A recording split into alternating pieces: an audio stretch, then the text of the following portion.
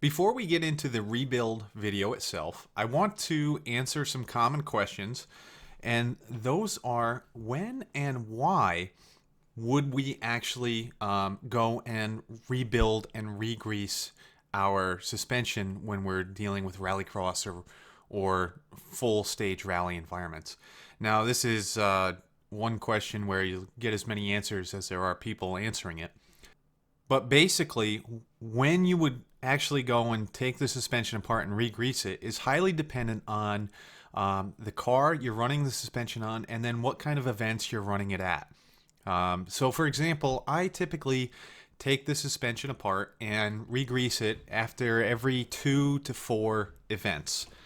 And what really determines the regrease schedule is going to be the kind of events you're at and kind of what trials and tribulations you're putting the suspension through. So if I'm at an event where it's raining, it's muddy, it's very sandy, maybe there's fine grit sand, things like that, that's stuff that's going to get past the seals in the suspension, and I'm going to want to re-grease it in shorter intervals, basically, to clean that up. If I've got a heavier car, I'm working the suspension harder. I'm using up that grease that's in the housing faster, and I'm going to want to rebuild more frequently. So for me, I'm a light and a four-wheel drive car. I don't rebuild very often. And indeed, if I'm running nice events on nice roads without a lot of bumps, I'm not actuating the suspension much, maybe I could even get 5-6 events in between rebuilds and still have the grease looking pretty nice. So this is going to be something you kind of have to determine based on your own situation. So I hope that helps, and let's dive into the rebuild. All right, so we've got one of our Samsonas front corners on the bench here, and we're going to take this thing entirely apart. We're going to re-grease it, and we're also going to refill and recharge the shock itself. So to get this all taken down and broken apart, first thing we're going to do is spin the spring perch, the adjustable spring perch, all the way down to take pressure off, so that then we can disassemble the shock without any force on those springs. So we're going to take it over to the bench, do that, and we'll come back. All right. So we've got the adjustable perch wound down all the way to the bottom. The springs have been detensioned as much as possible, but there's still a fair bit of force here.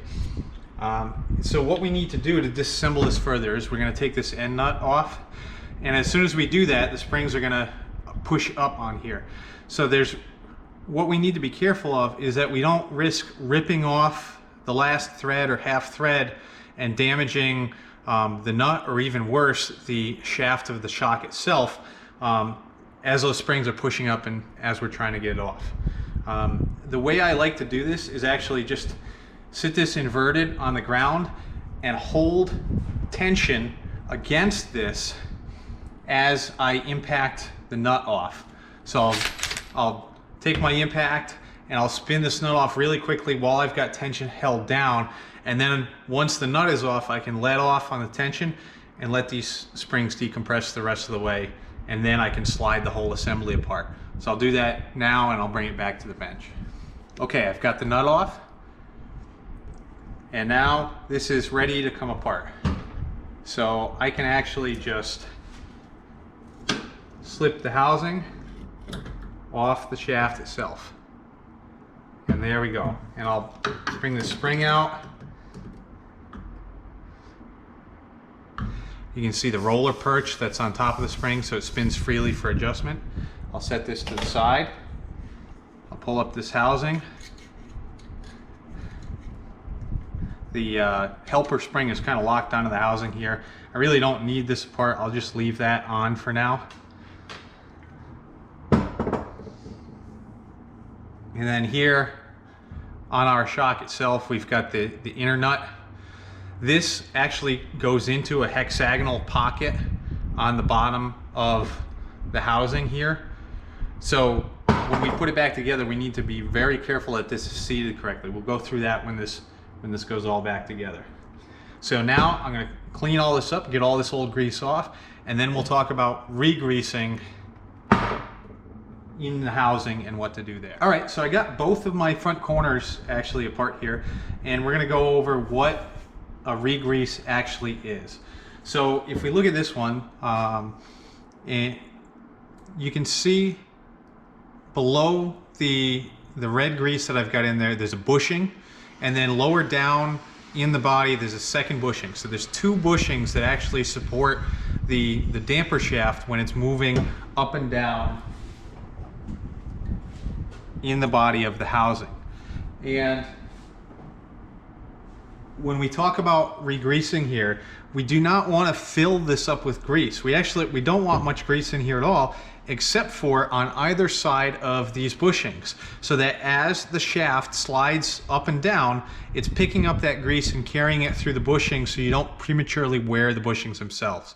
So what happens over time and why we rebuild and re-grease these is that you're going to work that grease down past both of these bushings. It's going to be in the lower part of the body here. So you got to clean that out, and then we've got to repack the areas around the bushings. So on top of the top bushing, in between the bushings, and below the bottom bushing with fresh grease. The best way to dig out the stuff down below is maybe a rag on the end of a wooden painter's stick. So get it down there, try to clean out as much from the lower body as possible, because you don't want it also to clog up your breather here. This is how air actually gets in and out as the shaft is moving up and down, so you're not compressing an air pocket in a closed volume here. Also, to get in between the bushings can be sometimes tricky, so I've just roughly sanded up this old trim tool with a notch so that I can get in between the bushings and scrape it out. Now, the other thing that we've got to look out for when we take this apart, and this is why I've got this second one apart here, is these bushings are just a press fit down into the housing. So they can actually move or get shoved around depending on how violent the impacts are that you're actually taking on these corners. So you may be able to see that on this piece here, the bushing has slipped down farther than I want it to be into the actual housing body itself. So I've actually got to pull it back up into position, get it in the right spot. To do that, I made a little tool here. So it's a disc with a step in it that fits on the bushing, and then I've ground the sides down.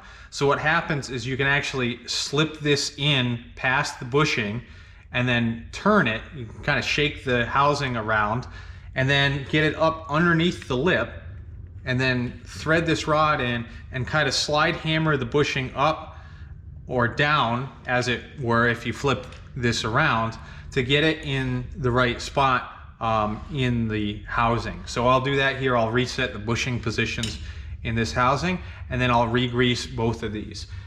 Now I've taken the seal off of this one as well, because there's a little bit of damage to this seal, so I'm going to replace this at the top of the housing as well.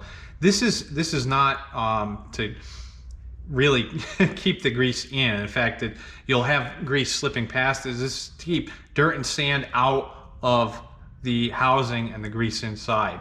And it's really important that you take these apart and re-grease them every couple of events, because you will get water, sand, etc. past that seal eventually, especially if you're really actuating that shock hard up and down. I had a little bit of sand around the upper rim here that had gotten caught in the grease, worked its way past that seal. And I don't want that in there riding the polished body of the shaft, the coated body of the shaft, and scoring that.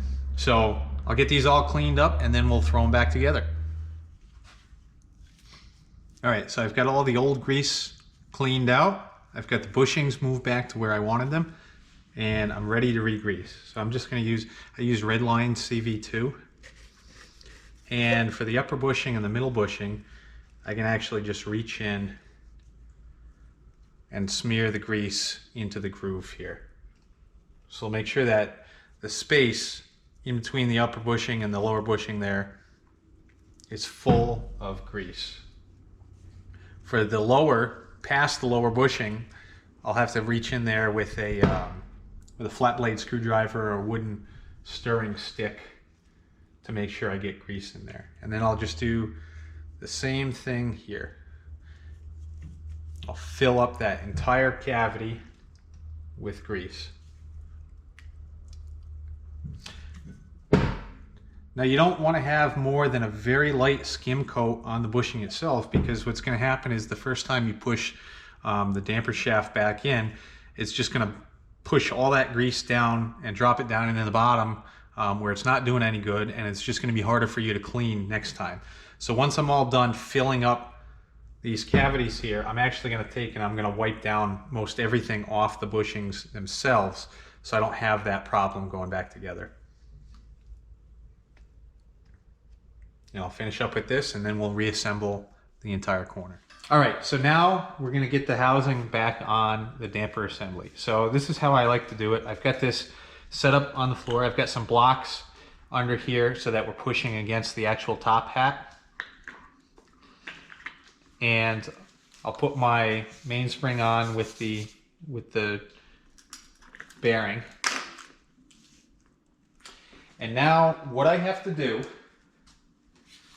is slide the housing all the way on and push down and compress it such that this nut falls into the keyed pocket inside the housing. If I try to tighten the other pinch nut and I don't have it inside of that pocket, I'm going to ruin the pocket, I'm going to roll the edges, and I'm going to crush up the nut. So the way I do this is we'll slowly slide it down. And now the spring is starting to push back against me. And so I'll hold light pressure as I rotate the housing until I feel it drop into that pocket. And I think that was it. I'm going to rotate it back. I'll do this a couple times just to make sure that I've got the point of engagement that I think I do. There, that just dropped down. So this is where I'm going to hold pressure on it. And while I'm sure that it's engaged in that pocket, I'm going to lightly tighten that up, finger tight. Now, there's a specific torque setting for this, which is like 3 Ugga Duggas. And it's back together. And that's it. We're one assembly again. We're regreased, we're refilled, recharged, and we're ready to set the adjustable perches back to where they were and throw this back on the car.